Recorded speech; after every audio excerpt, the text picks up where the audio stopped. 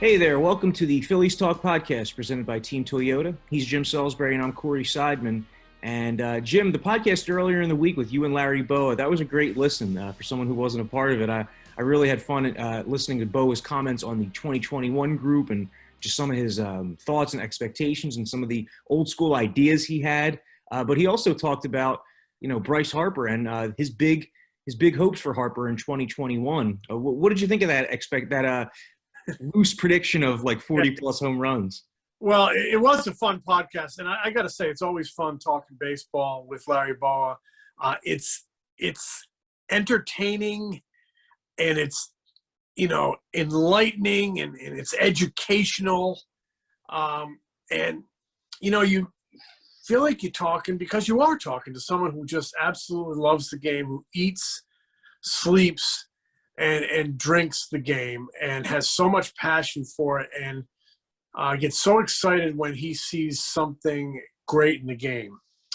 And right now down in Clearwater, Larry is seeing something great in the game, and that's Bryce Harper's physical condition, his physique. Obviously, he's a beast, Bryce Harper.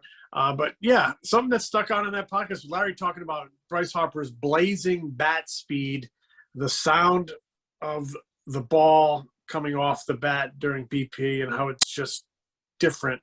And this is a guy that's been in the game for 50 plus years. He's heard Dick Allen take BP, right? He's heard Mike Schmidt. He's heard Ryan Howard. I mean, he's seen and heard thundering bats. For him to say that, the sound that Bryce Harper, the ball makes coming off his bat, just, is just unbelievable, like he's never heard. To me, that says something. He thinks Harper's poised for a big year. He put a big number on him. He said he thought he could hit between 40 and 50 home runs. To me, it's all about the contact with Bryce Harper. If he's, and to me, he should be a guy that takes that old Charlie Manuel approach. Just try to hit 300. The home runs will take care of themselves. Like he used to tell Tommy, try to hit 300. The home run is so strong. You don't have to try to hit every ball, 6 miles. You can just try to hit it a mile, and it'll still go out of the park. So, yeah, Larry thinks he can hit between 40 and 50. I think if Bryce Harper is in the top 5 of the MVP voting, you're in really good shape as a team and an offense. I think you can make a run in a playoff spot. But it's always fun. I remember last year I was watching Harper take BP. Remember he was scuffling a little bit. He went out, took early BP that day, and I was sitting in this empty ballpark. He hit a one hopper off Ashburn Alley, and it bounced into the open window of the Tony Luke's concession stand. It was like so crazy. So big power, great physique, and he's exciting people down in Clearwater, including the very excitable Larry Bowa. Well, the 3 times in Bryce Harper's career that he's played at least 150 games, he's hit 42, 35, and 34 home runs. So getting to 40 really isn't a huge jump there. I mean, if he plays a mostly full season, he should get there. And in his 2 seasons with the Phillies, his slugging percentage is actually several points higher than it was during his run with the Nationals. So far, Harper has been, I'd say, close to as advertised through 2 seasons. The team hasn't won 4 games under 500, but individually he's done his part. No question. You look at those OPS, the way he gets on base. Like you said, if he stays healthy, yeah, I don't think 40 is a reach at all, especially in this ballpark. He's still very young, really. I mean, he's 28 years old. That's not old. It's right in the wheelhouse of his prime. So he does seem really focused down there. He hasn't played the field yet. He had that back issue last year, and it hurt him when he threw the ball. I think it sounds like they're revamping his throwing motion a little bit, working with him on that, trying to maybe alleviate a little pressure on the back. But Joe Girardi from get-go has said they're going to take it easy on him, getting him in the field, but get him as at-bats as a DH, get him as at-bats on the backfield. And it sounds like we could see him playing right field in about a week. Joe has been pointing to that second off day, which I believe is next Thursday. And Bryce would, that would give him, 10 days to get on the field and get after it, and plenty of time out there in right field. And who knows who he'll be playing center field next to. Yeah, that's right. So as we sit down to record this on Friday morning, playing right field for the Phillies in Friday's game is Roman Quinn leading off. And the top three hitters in the lineup Friday are Roman Quinn, Scott Kingery, and Odubel Herrera, the three competitors for that center field job, with Adam Hazley out with an injury that's going to sideline him through like the beginning period of April. So the Phillies really have this center field battle in full force right now, trying to give every guy opportunities to see how it shakes out. Yeah, when I look at only one guy can play center field, so I think Herrera's the DH, Quinn's in right field. Scott Kingery gets the look in center field today, Friday, down in Sarasota against the Orioles. Obviously, I wouldn't be surprised if they all got 3 or 4 at-bats. I mean, they're trying to evaluate the quality of at-bats, and that's going to go a long way in this evaluation process to determining who actually wins the center field job. And it's fascinating because they have 40-man roster issues. If Herrera wins it, they need to get him on the roster. Roman Quinn is out of options, cannot be sent to the minor leagues without risk of losing him on waivers. I'm pretty sure you would lose him if he doesn't make the team. Scott Kingery indeed does have minor league options. They're trying to get him to make adjustments to his swing. You wonder if they might send him down and say, keep working on that and get back here.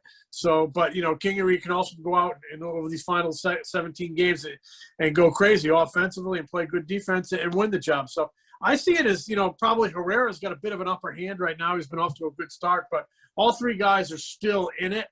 Joe Girardi's really stressing contact, making contact in this camp, not striking out. Kingery's racked up a few strikeouts here early, but he had a good day on Thursday. Hit a real hard line drive to the center field wall against Garrett Cole. I think contact, quality of at bats, taking down the strikeouts are all going to go into this evaluation process in center field over this final close to 3 weeks, 2.5 weeks of games. So I still see it as a 3-man battle.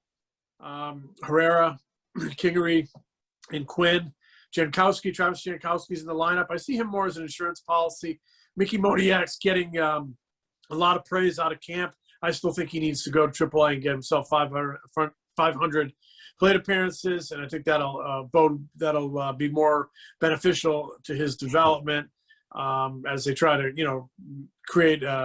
develop a big league player there. So yeah, I think Friday's going to be a really interesting day to watch what happens in that center field race offensively and defensively.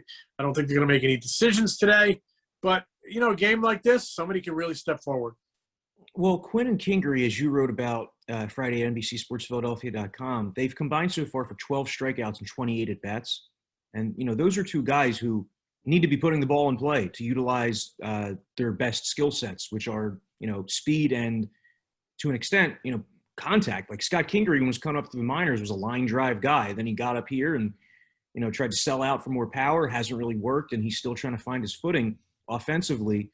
But what have you seen so far in Kingery? Like, have you seen any reasons to believe that he's progressing or stagnating, or where do you think he is right now? Well, first at bat yesterday in that third inning, he ambushed a 96-mile-an-hour fastball from Garrett Cole, and he did just what they want him to do. Short to the ball, drive a line drive to the wall, and that's what he did. It was a good line drive approach. He made contact the second time, only other time up. That's what they're looking for, line drives and contact. So Thursday was a good day. But on the whole, you're right, 17 strikeouts is too much for a guy like that. He was a former Pac-12 batting champ. This kid can hit. He's a line drive hitter, gap to gap. That's what they're trying to get him back to. That's what they've stressed to. They want to see results in that area. They want to see progress in that area, or they're going to ask him, I think, to probably go to the minor leagues and work on it.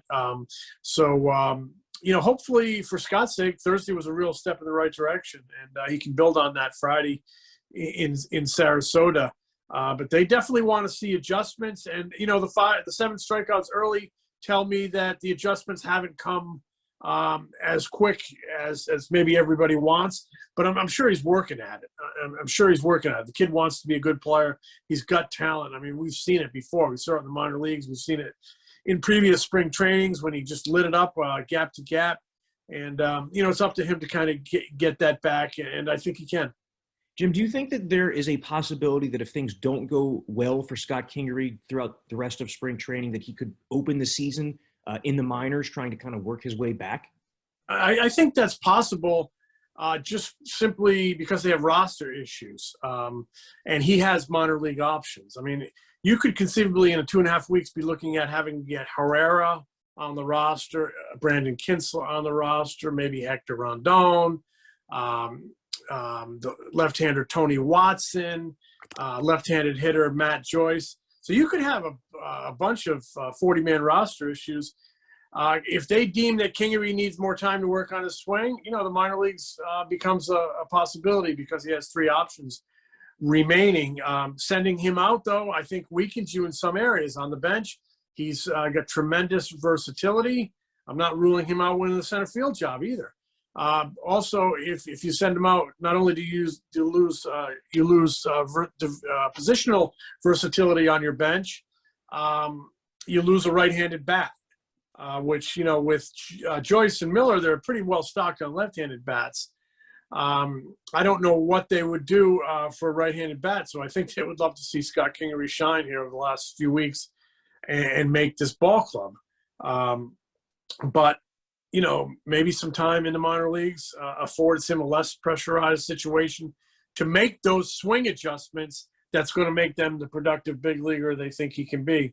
We'll see, but in the end, those options could work against him because, like we said, they got to get guys on, and Roman Quinn does not have options. There's a lot of 40-man roster maneuvering that's going to need to be done here in the next few weeks. To me, it's going to be fascinating how all those pieces fit together. One thing rises above all in the evaluation process.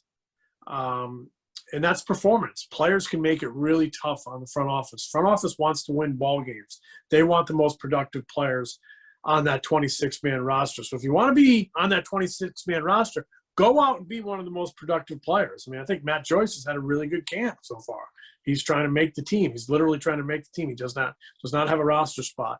He has gone out and he has kind of walked that walk for me. He's performed, and he's going to force them to make a decision. And if you want to put the best players on the field on your roster, he's someone they're going to have to think about because of his performance here in the first half of camp. Okay, well, let's dive into that decision a little bit because we're only about, 3 weeks away, a little bit less. I hate to speculate about the possibility of a guy losing his job, but this is what Phillies fans are wondering about. Like, if those 4 guys make the team, who gets trimmed off the 40-man roster potentially to make room for them? So, I'm looking at the 40, and there are some pitchers like Mauricio Llovera, for example, some young guys, Kyle Doey, Adonis Medina, Bailey Falter. But some of these pitchers, if the Phillies were to lop them off the 40-man roster, they'd probably draw interest from other teams, right? Oh, I think so. And I don't know who they're considering lopping off. But, you look at the Falter kid. I mean, he showed enough improvement in velo jump that they wanted to put him on the 40 in November. So somebody else is going to see that same progress. If they have roster flexibility, maybe they take a shot at him. Llovera is a stocky, strong-bodied right-hander who throws hard. If somebody takes a shot at an arm like that if they have room. So I don't know what they're going to do because that's a bit of a catch-22 when you don't have a lot of organizational pitching depth to start losing guys. But they're in a situation where they have a $200 million payroll. They need to put their best foot forward on that 26-man roster and go out and win some ball games. So that's what that front office gets paid the big bucks for, to make those decisions. And clearly they want to win. I don't think they bring in a Matt Joyce even for a look if they're transitioning or a rebuilding team. He's like, to me, he's a kind of a fine-tuning type player that helps a good team get a little bit better. They think they can win. That's why they brought in guys like that. So. That 40-man roster is going to be a real Rubik's Cube. Well, Larry Bowa mentioned this earlier in the week. You mentioned it just now. I've been thinking about it for weeks here, which is like the lack of a real right-handed presence on the bench, like the Matt Joyce or Brad Miller equivalent from the right side coming off the bench. And every year we see at the end of spring training, guys get let go by other teams, guys at the back end of the roster. So if one of those Matt Joyce types, right, from the right side, presented themselves. Do you think the Phillies at this point would be interested in a guy like that, or because of these already existing roster issues would pretty much be at a place where this is who we have? I could see both scenarios. I'm sure they'd be interested in doing something like that, adding a right-handed stick to come off the bench. That's why they would love Kingery to emerge and be that guy. Can play everywhere, be the right-handed bat off the bench, play part-time here and there and everywhere. But, yeah, I just don't know if they can it depends how much they really want to get and how many of those relievers they want to get on. And do they want to get Matt Joyce on? What I've seen so far, I think you want to get Matt Joyce on. What I've seen so far, Dubois is probably the lead guy in center field. You're going to have to get him on. Tony Watson looks like a guy I'd like to have in my bullpen with that track record, left-hander. Kinsler has done nothing to show you he shouldn't be on this team down in spring training. A good year last year. Has been an all-star. Be nice to have some veteran presence, guys with different looks. Those two guys have different looks than some of the power arms you've stockpiled down in the bullpen.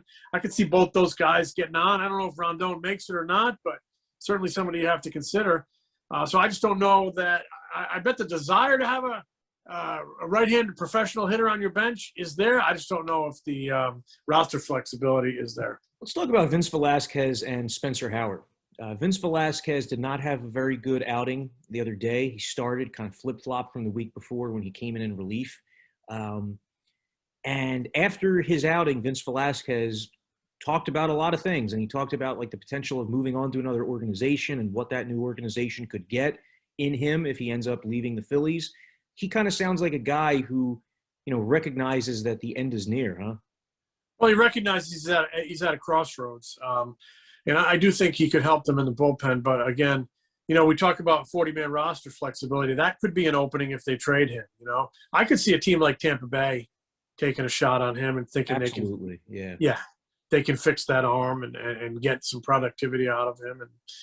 And so that could be a 40-man roster spot if they move on from him. It wouldn't surprise me if he is indeed traded. But then, your pitching depth takes a little bit of a hit. But, yeah, he's definitely sounds like he knows – how could you not? They brought in Matt Moore. They brought in Chase Anderson to be their fourth and fifth starters. You don't have the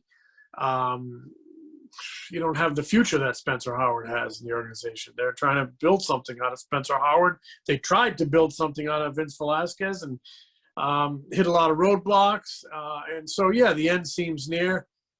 He's got a couple more weeks in camp to show what he can do. Maybe he ends up in the bullpen. Maybe he ends up as a trade. Maybe you get something for him and open up a roster spot. A lot of talent there just hasn't happened in Philadelphia. So if they move on from him, I think it's completely justified at this point. Hey, maybe you get a right-handed bat off the bench in exchange for Vince Velasquez. It's a good point about the Tampa Bay Rays, but I was just looking at their payroll. You know that Velasquez's $4 million salary would be the fourth biggest contract on their books if they had him. So I don't know if they necessarily would come after him, but definitely teams like the Rays, teams like the Oakland Athletics, they always go after pitchers like that. See the Indians, somebody like the Indians, they're a team that might do something like that. But, somebody will take a shot. Everybody always takes a shot at a good arm. It'll happen. And he'll get another shot after the next one. He's got a good arm. Somebody's going to always try to fix it. And if he was left-handed, he'd get more and more shots. Sure would. So Spencer Howard, another guy who's battling for the back end of the rotation, but is probably behind guys like Matt Moore and Chase Anderson. Bryce Harper talked last week about the idea of like Spencer Howard potentially helping the Phillies late in the season out of the bullpen the way that we've seen over the last couple of decades with like young, highly touted pitching prospects. Like think back once upon a time to Adam Wainwright. That was how he busted in, was out of the bullpen in the playoffs. First off, what do you think of that possibility? And I guess second off, like where would you assess Howard's placement in this rotation race? Well, you mentioned Wainwright in the bullpen. I was at that game at Shea Stadium. I think it was like 2006 when he dropped that hammer on Carlos Beltran to end that series. He was in the bullpen. Then he went on and had a great career as a starter. Where do I see Spencer Howard? It's tough to say. They brought in Moore and Anderson on big league contracts. I think they're your 4 and 5, but I also think Chase Anderson, as you've pointed out many times, doesn't pitch deep into games. You could certainly carry Spencer Howard and piggyback him with a Chase Anderson and get some innings every fifth day from that duo. And then you're watching Spencer Howard's innings and you're kind of easing him in. I think maybe help you in the process. So I could see him in that hybrid role. I could see him being idled a little bit in the alternate camp and getting his feet under him in AAA and then commenting a little bit later. But however you slice it, I see him being here, and I see him being a contributor. Or put it this way, I see him being here, and he has to be a contributor. They need him. It's time, It's time for him to spend some time in the big leagues and show all this promise that he's shown in the minor leagues. It's time for him to be, starting the journey to being a good major league pitcher. So I'm not sure how it shakes out on April 1st, but I think he's an important piece with a lot of ability, a lot of talent. Yeah, could he be a hired gun in the bullpen late? It all depends on where his innings, where his big picture pitch count is toward the end of the season. If his innings are racked up and he's right up against his pitch count, I don't know that he's going to be a hired gun in August and September. Heck, he could be in the rotation. Who knows? We're going to find out. Like I said before, it's up to the player to perform and make the decisions difficult for the front office. Well, one guy who we do know will be here on April 1st is Aaron Nola. And Nola pitched in a game against the Yankees this week. Garrett Cole started on the Yankees side. And I'm not breaking any new ground here, but it's just whenever you get to watch Aaron Nola, it's just so eye-popping to me at this point that he has become this like 4-pitch monster. He has so much movement. The two-seam fastballs he throws, he also has that same movement pretty much with his changeup. Like he threw an 83-mile-per-hour changeup to a right-handed hitter to strike him out. So he swung through it like a low and inside changeup. You usually don't see righties throw righties a changeup, but Aaron Nola's changeup is that good. I mean, when I watch this guy pitch by pitch, the movement, the velocity, the command that he has, he seems like he's going to be in the running for, top 5 Cy Young finisher for years to come. Like, I don't see any reason that he's going to take any big steps back this season or next. I don't either. He has the talent and he has the dedication. I mean, and he takes nothing for granted. So in terms of taking a step back, when you have those qualities, you just don't take a step back if you're healthy. So, no, I continue. I think he just continues to evolve as a very, very good major league pitcher. A top 20 pitcher in the game. I don't think there's any question about that. He's 100% pitcher. He's all pitcher, right? He pitches with his head because he's smart. He reads swings. He follows a game plan. He pitches, in addition to his head, he pitches with his heart because he's a great competitor. And he's got stuff. He's got, movement, like you said. He moves the ball to all quadrants of the strike zone. He can throw any pitch in any count. He's got a full repertoire, and he's just really good. He's a delight to watch pitch. He's 100% pitcher. He's not going to blow guys away, but he's borderline power, right? He doesn't have, I just think he's just, and he kind of pitches the way to his personality, just really steady and effective. He's a man of he has an economy of words when you talk to him, and he has an economy of pitches on the mound. So he's just a really good one, a guy you can build around, a guy for younger pitchers to emulate. I really like Wheeler, and I like Eflin, and I like Nola. I think they got a good top 3. And then the last guy I just wanted to hit on is Jose Alvarado. We've talked about him before on the podcast. We talked about him when the Phillies acquired him from Tampa Bay, how, he's known for having a big fastball with some of the craziest movement, especially on his sinker, in all of baseball. But these first couple outings from him, I mean, he has really flashed like what the upside of Jose Alvarado could be out of your bullpen. Ability to get lefties and righties out, like a sinker slider mix that has to make hitters extremely uncomfortable at the plate. When you look at this bullpen in conjunction, like you see all the pieces kind of fitting. Not that all these guys are guaranteed of having good years. Like who knows if Hector Neris is going to have a good year. Who knows if Archie Bradley is going to have the season he did last year and the year before. But the pieces and the stuff and the velocity, it's all there. The mix it's pretty impressive so far. Yeah, I think you said it well. When you look at Alvarado, with that kind of movement at that high velocity, and it's just like, wow, and that's what they really need. Because hitters were digging in against that bullpen late last season. They were getting a really good look at stuff, and they were squaring it up. So they've done a good job of bringing some different looks with Kinsler and Watson and Power with those guys. Now, they've looked really good in spring training, but, a lot of guys look really good in spring training. It's practice. They need to do it when the gun goes off in April, and I think they're much more well equipped as a team to have success in the bullpen than last year. The ingredients are just so much better. You can really see it with the naked eye down at Clearwater. All right, well, that's going to do it for this edition of the Phillies Talk Podcast. He is Jim Salisbury. I'm Corey Seidman. Have a great weekend, everybody.